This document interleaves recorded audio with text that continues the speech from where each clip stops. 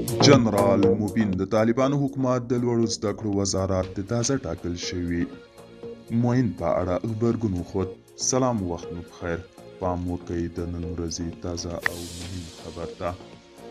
د طالبانو حکومت د کابل امنیه قومندانۍ پخوانی ویان جنرال موبین د طالبانو حکومت د لوړو زده کړو وزارت د تازه ټاکل شوي معین شیخ عبدالله سیحان ټاکلو ته په غبرګون کې لیکلي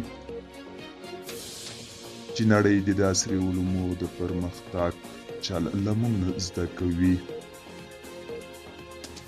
جنرال موبین چې عبدالله سیحان عکس یې پر خپله ایکس پاڼه خپور کړی په کنایوي ډول ورسره لیکلي چې اوس په هیواد کې داسې ساینسدانان وروزل شي چې نړۍ به ورته ګوته په غاښ شي.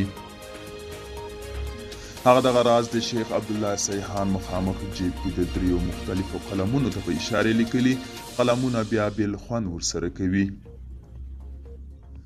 فراهي مبارز لیکلي چې ډېر ژر به د اټوم بم خاوند شو.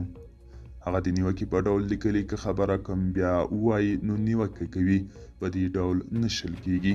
دوستانو، دا و د نن ورځې چمتو کړی خبر تر بیا هم